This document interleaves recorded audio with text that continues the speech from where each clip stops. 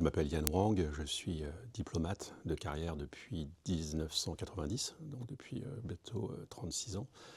J'ai une carrière longue dans la diplomatie, surtout multilatérale. Sortant de Sciences Po, j'ai fait l'Institut régional d'administration, donc je suis rentré par une porte un peu spécifique au Quai d'Orsay, par la porte des attachés d'administration centrale, avant de rejoindre le corps des secrétaires des affaires étrangères, assez rapidement. Et puis ensuite, j'ai fait une progression de carrière assez classique, jusqu'à obtenir un poste d'ambassadeur. C'était entre 2018 et 2022 à Genève, à la conférence du désarmement.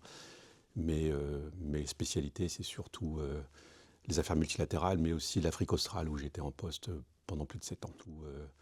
Les affaires multilatérales, mais aussi l'Afrique australe, où j'étais en poste. Les affaires multilatérales, mais aussi la négociation. Pour Gaza, c'est un peu particulier. Vous vous souvenez, le 29 septembre, il y a le plan Trump, plan de paix en 20 points.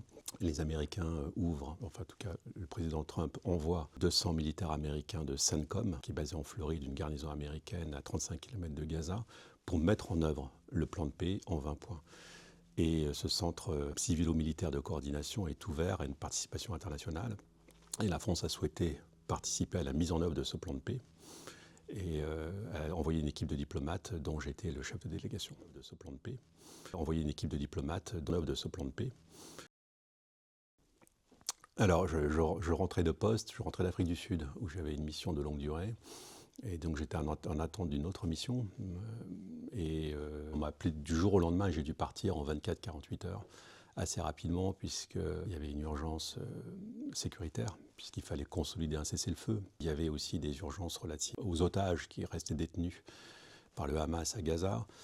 Et donc, la France avait une volonté de participer et de mettre en œuvre, enfin de donner son point de vue à la mise en œuvre de ce plan de paix qui a été signé sous l'égide du président Trump entre le Hamas et Israël, à Doha. Ça, c'était le 29 septembre. Et les Américains ont beaucoup de moyens. Le président Trump est toujours, j'imagine, même s'il est sur d'autres terrains, attaché à ce que son plan de paix soit mis en œuvre dans tous ses points. Et donc, il a souhaité que ce processus se fasse en coalition internationale, et donc a ouvert les portes à ce centre de coordination civilo-militaire aux États volontaires. La France s'est portée candidat assez vite. Il fallait une équipe de diplomates pour représenter la France, ainsi que des militaires, puisque je suis parti avec des militaires. Pourquoi des militaires? Parce que le plan de paix prévoit la mise en place d'une force de stabilisation internationale. Et là aussi, il a fallu aller discuter avec les Américains sur la façon dont on voyait le mandat de cette force, son déploiement, son concept d'opération, tout un ensemble de choses importantes lorsqu'il s'agit de déployer une force internationale sur un tel terrain, qui, je vous le rappelle, est un terrain d'opération militaire qui a duré quand même 2 ans de façon intense. Donc il fallait avoir une réactivité. Donc je suis parti comme ça, j'ai accepté sans beaucoup hésiter, parce que même si j'ai été assez loin de ce dossier Moyen-Orient, je crois qu'on m'a appelé parce que j'avais une habitude de travailler avec les militaires américains dans d'autres contextes. Et j'avais l'habitude de travailler dans un cadre dit multilatéral. Donc pas bilatéral, par opposition bilatérale. Et c'est pour ça qu'on m'a appelé et je suis parti donc très très rapidement. Et c'est pour ça et je suis parti. Alors on est membre permanent du P5, donc déjà on était évidemment attendu, puisque le plan Trump a été adopté le 29 septembre, mais 2 mois après, ce plan a été endossé par une résolution du Conseil de sécurité des Nations Unies, dont donc nous sommes membres permanents. Donc la France d'abord a une expérience, un savoir-faire, a toujours été très impliquée dans le dossier Proche-Orient, et dans le dossier Palestine, avec des positions fortes, et qui sont toujours les mêmes d'ailleurs, sur la solution à 2 États, et ceci dans un contexte de reconnaissance de la Palestine qui avait eu lieu quelques mois avant. Donc il était clair qu'il fallait que nous soyons de la partie, de façon à ce qu'il y ait une paix consolidée à Gaza, un accès humanitaire rapidement, et puis tout un ensemble de choses qui fassent que la situation se normalise au plus vite rapidement, et puis toute la situation se normalise. Alors à Genève, j'y étais à 2 reprises, on va dire, en poste. J'étais en tant que jeune diplomate. C'était mon premier poste multilatéral à la délégation française auprès de la conférence du désarmement. Et ensuite, j'y suis retourné quelques années plus tard comme ambassadeur dans cette même enceinte. Entre-temps, entre les deux, j'ai été très très impliqué dans les questions politico-militaires à Vienne, à l'OSCE en particulier, mais aussi comme sous-directeur au Quai d'Orsay du désarmement conventionnel, des dossiers liés à la prolifération d'armes chimiques, d'armes biologiques, à la question des transferts d'armes. Donc tout ça, ce sont des dossiers que j'ai eu à traiter. Et puis, évidemment, quand on parle de désarmement, on parle aussi beaucoup de la question de l'arme nucléaire, de la dissuasion nucléaire, qui reste aussi un sujet qui est débattu activement au sein de la communauté internationale. Donc j'ai fait une grande partie de ma carrière dans ce domaine, qui consiste de façon très pratique, lorsque le contexte politique est favorable, à négocier des traités de désarmement. Alors ça fait un certain temps qu'on n'en négocie plus à la conférence de désarmement, mais il y a toujours des processus de mise en œuvre de traités existants. Et il y a quand même beaucoup de discussions qui portent sur des nouvelles technologies liées aux armes, puisque la question du désarmement est une question, je dirais, sans fin, puisque la technologie liée à l'arme évolue en permanence et pose en permanence des problèmes à la fois stratégiques, mais à la fois des problèmes humanitaires, voire des problèmes éthiques. Donc c'est un sujet passionnant et c'est un sujet qui m'a occupé pendant effectivement des années. Passionnant. Et c'est un...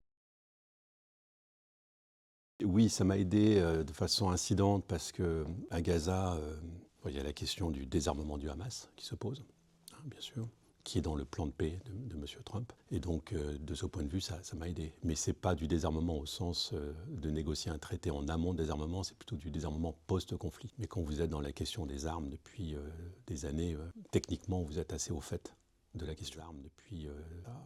Techniquement, vous êtes assez au fait de la... Je pense qu'il ne faut pas faire la part des choses, parce que si vous faites la part des choses, vous vous dissociez. Donc il ne faut surtout pas se dissocier, c'est-à-dire il faut avoir conscience que la matière qui est traitée est une matière très sérieuse. C'est un peu le problème de la diplomatie multilatérale, c'est que quand vous êtes à New York, à Genève, à Vienne ou ailleurs, et que vous êtes dans une salle de négociation avec des collègues, et qu'ensuite vous allez boire un coup sur un rooftop de la 5e avenue, vous êtes loin en fait du réel, de l'objet et des conséquences de l'objet que vous traitez. Ça, c'est un sujet un peu problématique. Il faut toujours avoir conscience que ce qu'on fait, c'est sérieux, en particulier lorsqu'on parle de désarmement. Parce qu'il s'agit de gens amputés, de gens qui subissent des explosions, des victimes de déflagrations, de tueries démentes. La technologie de l'armement, en plus, ne cesse d'évoluer. Il ne faut pas la généraliser parce que chaque technique soulève un problème ad hoc. Mais il faut avoir bien conscience que ce n'est pas qu'un jeu, c'est quelque chose de très sérieux. Et c'est pour ça que c'est un métier qui revêt une grande noblesse, à condition d'être conscient de ce qu'on traite en permanence. Conscient de ce qu'on traite en permanence. Il faut être très patient parce que c'est des négociations qui prennent du temps alors que le réel va vite. Et lorsqu'on critique le multilatéralisme, on n'a pas conscience que lorsqu'il s'agit de donner la parole à 193 pays aux Nations Unies, ça prend du temps. Lorsque les 193 définissent les positions, ça prend du temps. Donc il faut être patient. Comment on fait pour bouger les lignes ?